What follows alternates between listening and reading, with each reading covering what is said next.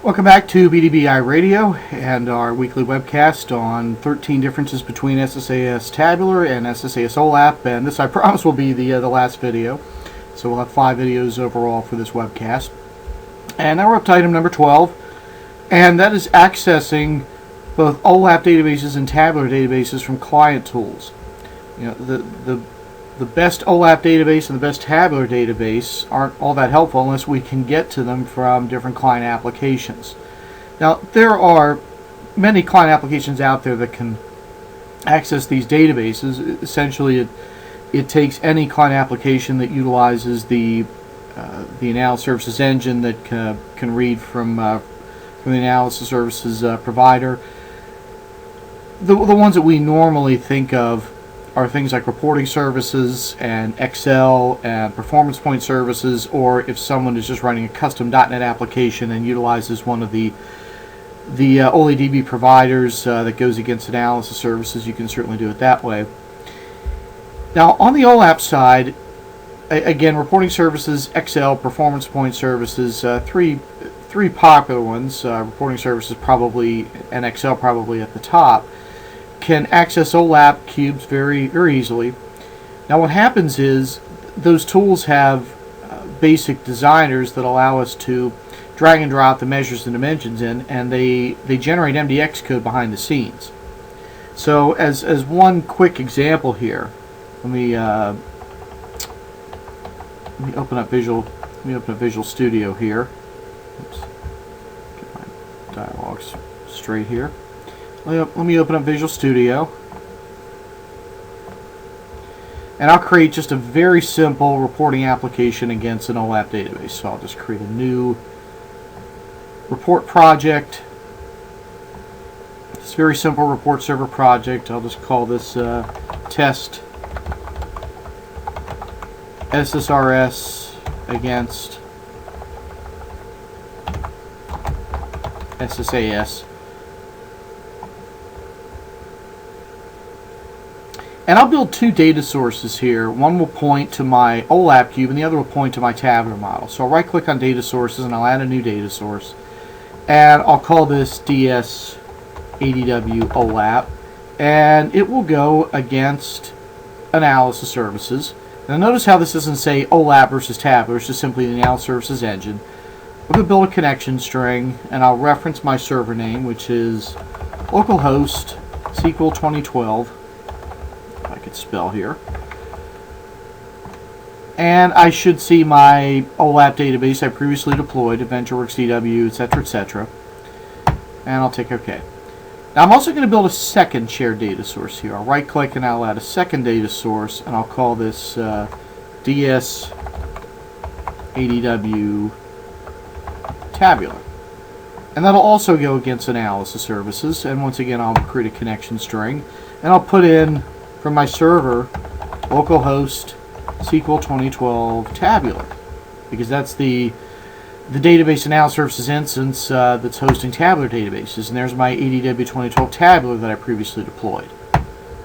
So I now have 2 different data sources. Well, I can create 2 reports, 2 very simple reports against the 2 different databases. So I'll add a new item here, and I'll just call the first one report 1. I can do anything elaborate with it. And actually I didn't want the wizard. I want just a regular report as report 1. Don't want to use the wizard here. And I will go into the data tab, or the data window pane. I'll right click and I'll create a new data set, and this will just be data set 1. I'm not going to even name it anything fancy. I have to create a new report specific data source that points to that shared data source. Sometimes I think there's one too many steps here we have to go through, but I'll pick DS-ADW OLAP. And there's no ability to create a store procedure here. We have to put in an inline query or use the designer. I'll go into the query designer, and I'll keep this very simple. I'll go to the measures, and I'll go down to reseller sales. I'll drag in reseller sales amount, and I'll break it out by country. So I'll go to the geography dimension and drag in the country attribute. And I will let the user pick a product category. So I'll go to the product dimension and the category attribute, and I'll let somebody pick a category, and I'll default it to all products, and I'll make it a parameter. Now, what has happened under the hood? I'll click OK here. What's happened under the hood is that Reporting Services has generated MDX code.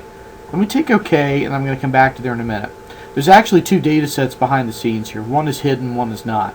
If I right-click on data sets and show the hidden data sets, there's two data sets here. One is the main one for the report, and the other is a data set with some MDX code that gives me a drop down to the product categories because I made that a parameter. If I go on and design just a basic report here, I'm not going to make it fancy. Just bring in a table, and from data set 1, I'll show the country and the reseller sales amount. I'm not even going to format it or anything like that. And I preview this.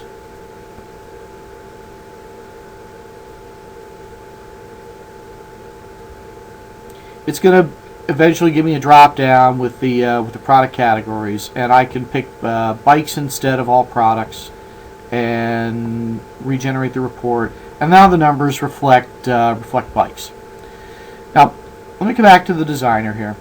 I'm going to right click on this first data set called data set 1 and go into the query. Now, this takes me back to the designer, but I'm going to toggle the design mode to see that under the hood, this generated MDX code. Now, reporting services, and I'm going to be polite here, but I do have to level an honest observation here.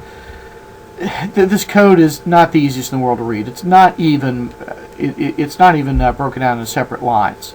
It'd be a lot easier to read if this were broken down into separate lines to begin with, and even if it were color coded a little bit. But it doesn't do either. Now, obviously, an experienced MDX developer can, if he needs to modify this in here, like for instance, put in some ranking. We know that we could put a rank statement up at the top and then include that in the list of columns. So we can obviously strip out the columns axis, the rows axis in this query to do whatever we would want to do that the built-in designer couldn't do. But you know, this is not the best MDX code in the world to modify, but you can modify it. Now, that parameter for the product category, if I right-click and go into the query for that one, Reporting Services also generated some custom MDX code to bring back the list of categories. Now, maybe we want to put some logic in here. For instance, we only want to show those categories that had reseller data. We could obviously do something like in the on rows. I'm not trying to turn this into an MDX session, but just to show one example, I could isolate the on rows area, and maybe I don't want to show the all total. I just want to show the individual categories. I could change this from all members to children, and I could also at the beginning put in a filter. I could say filter on those categories where the reseller sales amount is greater than 0 on rows. And let me retest that.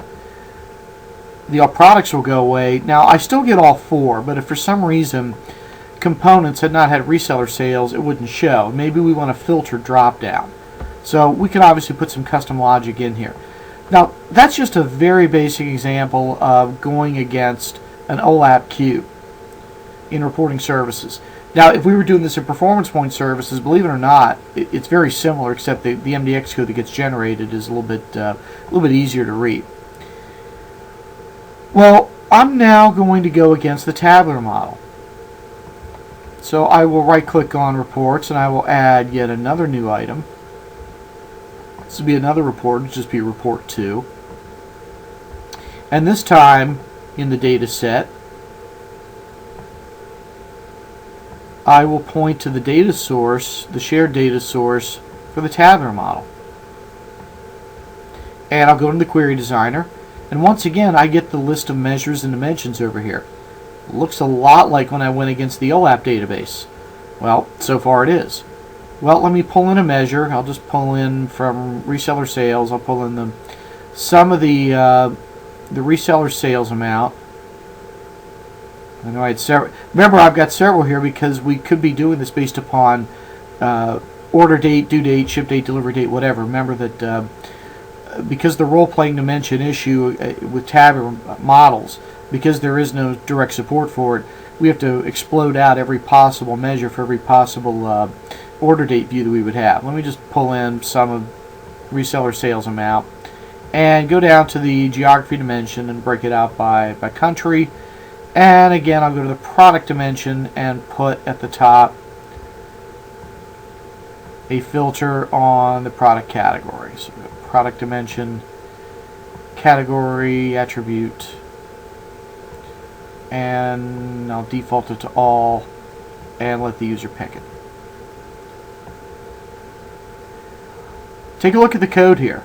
You would think, because we're going against a tabular model, that this would generate DAX code. It doesn't. It actually generates MDX code. MDX code is what fires to the engine. Now the engine turns around and processes it and brings back the results against the tabular model, but it's actually generating MDX code. And that's true of if we were doing this in performance point services or even in Excel. It's going to generate MDX code behind the scenes. And that second data set here that brings back the list of product categories is same code as before. So if I just continue on with this, if I go to the toolbox and drag in a table, and from the main data set I show country and then the sum of the reseller sales amount, and then I go preview this. Well, again, from the outside it's going to be the same behavior. I'll pick bikes instead. Same numbers, same behavior, and again the code that's generated behind the scenes is actually MDX code. And if I'm going against, if I'm utilizing Excel, it's actually generating MDX code to fire back to the analysis services engine. So believe it or not, coming back to my slide deck here, believe it or not, with both the OLAP and the tabular models, both sets of client tools are going to generate MDX code. And when we're going against a tabular model, that's going to turn around and get processed by the tabular engine. Now, in some instances with tools where we use the tabular model, we have to actually provide the connection string as a string, and there might not be an interface. We just simply say data source equals, and the name of our server, and the name of our tabular instance, and then initial catalog equals, and then whatever the name of the tabular database happens to be. Now, there's one exception with a tabular model. If we are using direct query, remember direct query is the equivalent of OLAP, you cannot use any of the tools that generate MDX code. So that ADW 2012 tabular database I created a while ago, the one that I just built back in Visual Studio to report against, had that tabular database up here been built using direct query, we would not be able directly to build a report against it, because reporting services would generate MDX code, but the tabular engine was not going to be able to work with MDX code if direct query is being used. So again, we run into restrictions with direct query. Back to my slide deck here. We wind up running into restrictions with direct query if we're going to use any of the client tools. It simply can't be done. There is only one. You might be wondering, well, if we can't use reporting services against a direct query model, what can we use? Well, that's a segue to an item that I actually didn't include on the slide deck here. We'd have to use PowerView. PowerView is a new reporting tool that comes with SharePoint and is actually now in the Excel 2013 actual client application. I'm going to actually show an example of PowerView because it's one that's worth taking a look at. It's one that will probably gain more and more popularity as time goes on. Now, PowerView is not restricted to using the direct query model. We can use PowerView against tabular model, regardless of whether it was built with direct query or not. The point is that PowerView is actually about the only thing we can use a direct query model against.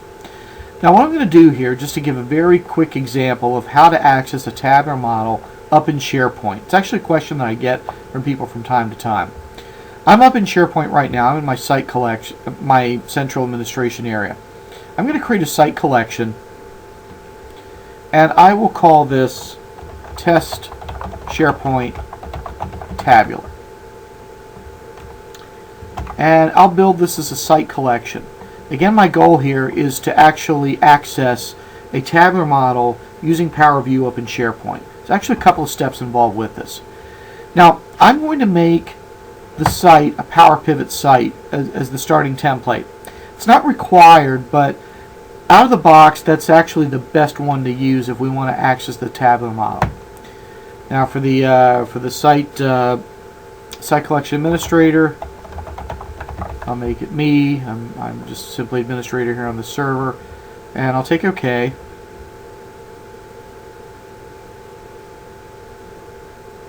And that's going to create a site collection here. So just give it a minute to create a site collection.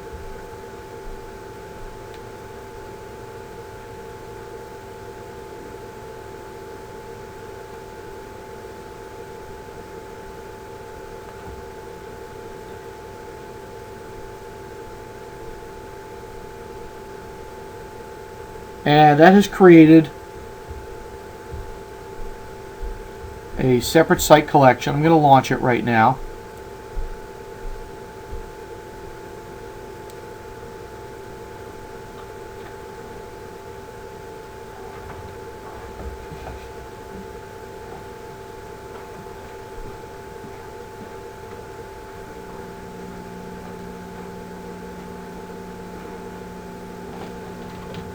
And I'm going to wait for that site collection to launch. Running a lot of things here on one server. Alright, I've got my site collection. Now I'm not going to try to dress it up or anything like that. I'll keep it pretty basic. I'll go to the Power Pivot gallery, because this is where we could actually create both Power Pivot and Power View content. But the question is, how do we get Power View available up here, and how do we access the database? Well, there's actually a couple of steps involved with this. We need to enable some capabilities in the document library here. Now, I'll be honest with you, unless I do this frequently, I tend to forget the steps because there are a couple of them here. But I'm going to go to the library area, and I'm going to go to Advanced Settings. So, actually, I'm going to go to Library Settings, and underneath there, I'm going to go to Advanced Settings. And I'm going to allow the management of content types, because I need to specify the business intelligence semantic model is a content type up here, so I need to turn that on in the library settings, advanced settings area. So I'll turn that on and take OK. And then the other thing I need to do is I need to add from existing site content types. I don't see the business intelligence semantic model up here. I need to add it. So I'm going to add from existing site content types, and I see the BI semantic model connection up here. I need to add that as an available content type and take OK. Well, now I've got that as available content type. Let me come back to the Power Pivot gallery now. And here's what I'm going to do. It still doesn't appear to be any different, but now under Site Actions, I'm sorry, I'm going to go over to the library area. And under the library area, I'm going to create a new, and 1 second here, I've actually forgotten, I'm not going from a script here, usually I can remember this, but I've actually forgotten a step here. Yeah, here we go. I have to go to the Document tab. Like I said, if you don't do this every day, it can be easy to forget things. I'm going to go to the Document tab, and I'm going to create a new document as a BI semantic model connection.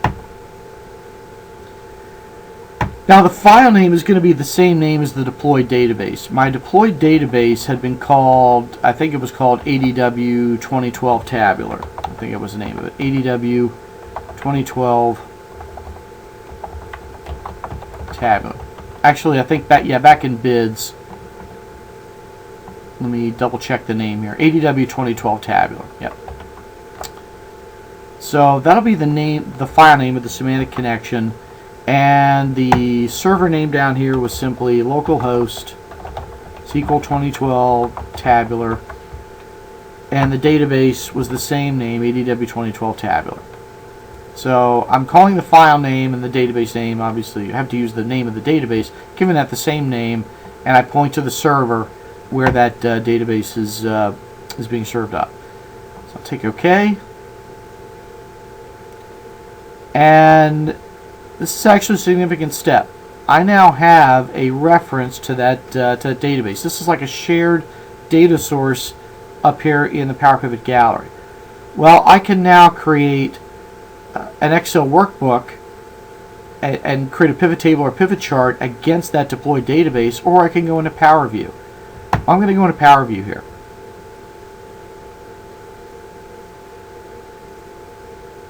Now that'll take a second to launch.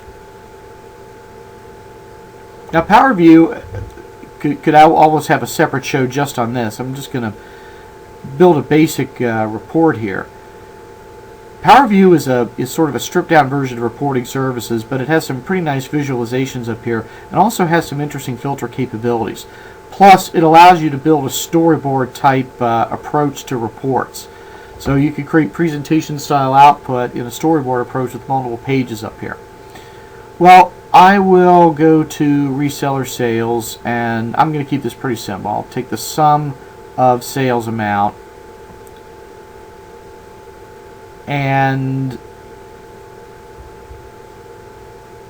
going to break it out by year. So I'll go to the date dimension and I'll check on year. Actually, no, I don't want to sum that. I want to actually drag that in as a dimension. So I'll pick something else. So I'll go to geography, keep this simple, and I'll break it out by country. Well, I could actually drag the country over here. Okay, and now that's breaking out the sales by country. Now let me stretch this out. And watch what else I can do here. I can go to the product area, and I can take the product category, and I can actually add a tile capability here. Well, notice how that allows me to go across for each one of the categories, for accessories, for bikes, for clothing, and for components, and the numbers change as a result. Let me actually stretch this out so it's a little bit wider here. And okay, that doesn't seem to be refreshing the font. I'll change this from a table to a chart. I'll make it a bar chart.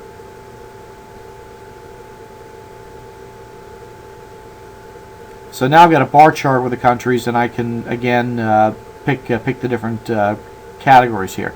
I can also put other filters over here on the right. If I had other filters for other dimensions, I could actually drag them into the filter area here.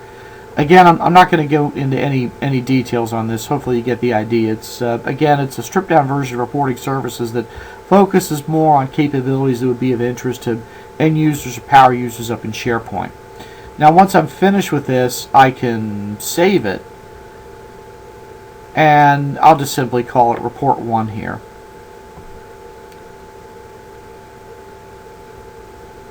And let me actually go back to my site collection now. Well, now Report 1 shows up here, and so that can be consumed by end users. So I could actually click on this, and again, very, very basic report. And I can also turn on full screen mode.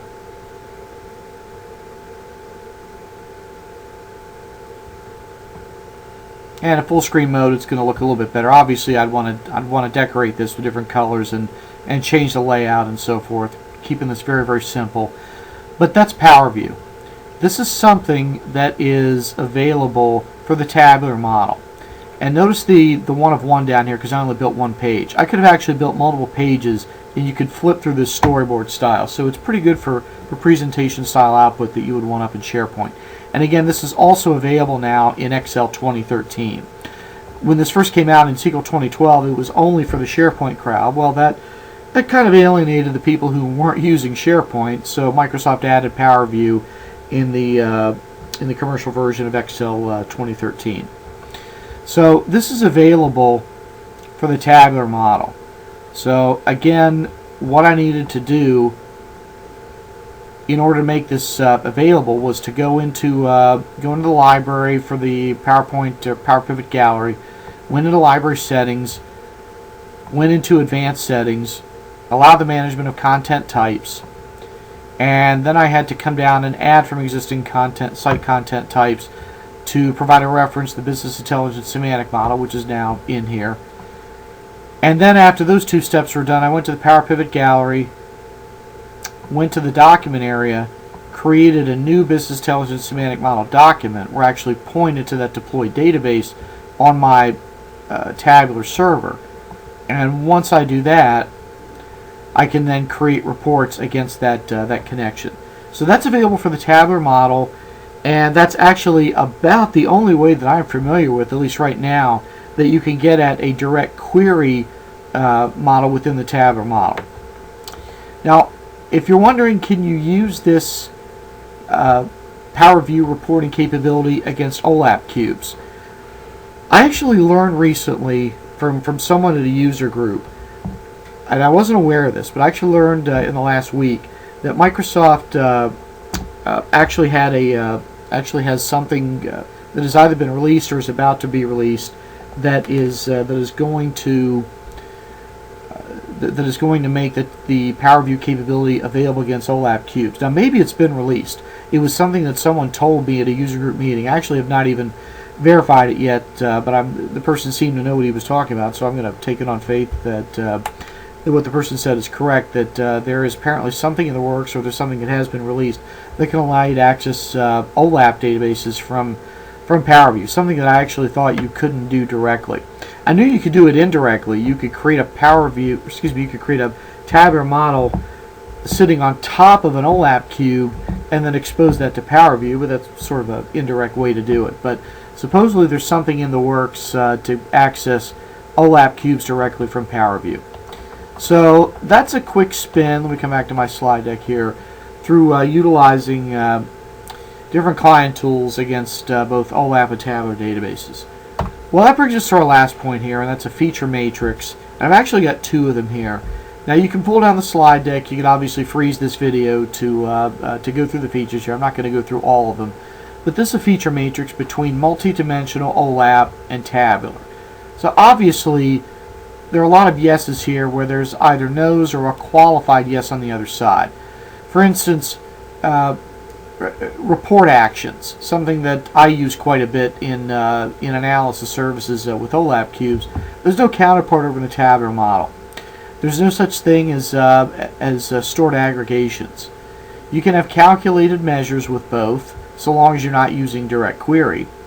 You can't use custom assemblies on the tabular side. You can't use custom rollups with the unary operators. If you're wondering what a unary operator is, you can actually build a dimension that will allow you to specify operators for whether or not you're going to add data or subtract data. It's helpful if you're building something like a custom P&L.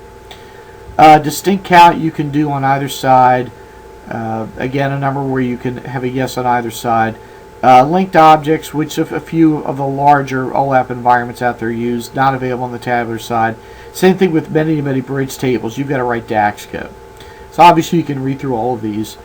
Now I've got another feature matrix here, and this is more of a general one for general uses, not tied to specific features. A question that comes up is, can a tabular model be consumed by a large number of users simultaneously? And the answer is yes, absolutely. There's no restriction on the number of people hitting a tabular model any more than there's a restriction on the number of people hitting the OLAP model. The tool where we create these projects is SQL Server Data Tools. There's the programming language that's used. There's the reporting tool access that's used, etc., etc. Obviously, you can read through these and make the determination of which one is going to work best for you. So, in conclusion, I said at the beginning that I have a preference for multidimensional OLAP. It's tried and true, very rich in functionality. It's been around for a long time. Having said that, I do like tabular. I think tabular does need a little bit of work in certain areas, but it is a 1.0 release. 1.0 releases are seldom going to be as feature-rich as other products that have gone through many releases, but certainly Microsoft has done a good job with the tabular model, actually a very good job, and I expect it to be enhanced even more in whatever the next release is going to be. Now, if you're working with very large cubes that cannot fit into server memory, and or you've got some advanced relationships that you want to be able to model in the fact dimension modeling capabilities. And another big one, because I've had this with one client, is non-visual totals. OLAP is absolutely the way to go. Now, where you might want to use Tabular, if it's something that you know can fit in the server memory, you don't mind writing some DAX code, and the data model is subject to change, those are scenarios where you might want to consider the tabular model. So again, because there's been a lot of OLAP work over the years, and OLAP cubes continue to be enhanced by companies, where they might be building new OLAP cubes on top of cubes they've already been built, they're going to be sticking with OLAP. So OLAP skills are still here to stay for the time being. Now, 2 to 3 years from now, maybe a little bit further, maybe a little bit more of a different story. But for now and for the foreseeable future, OLAP capability is still a very good skill in the market. And again, I mentioned at the beginning, the book recommendation, if you can possibly get your hands on this book, it's about $37 off of Amazon, $30 if you get the Kindle edition, and this book is worth its weight in gold. Chris Webb, Alberto Ferrari, and Marco Russo have written a lot on both analysis services OLAP and analysis services Tabular. Definitely recommend reading just about anything that they've written. And I want to actually give a special thumbs up, 2 thumbs up to Chris Webb. Chris Webb, just like the other authors, is a Microsoft MVP, has been blogging for a long time, answers a lot of questions online, and he's answered a lot of questions that I've sent to him over the years. Just a fantastic guy. I want to give a special shout out to him. He's actually, I believe he lives over in the UK, Great Britain, and that part of the world. Just a tremendous guy, a practically brilliant in this particular line of work, and been very helpful to me and to a lot of other people. So, Chris, if you happen to be watching this or listening to this, thank you very much for all the help you've given me, and I'm sure have helped many other people out there as well. So that's it. Thank you for attending. Again, join us next week on our March 24th show. Going to be taking a look at 13 different uses for MDX in OLAP applications. So thank you for watching, and hope you tune in next week. Have a good week, and so long.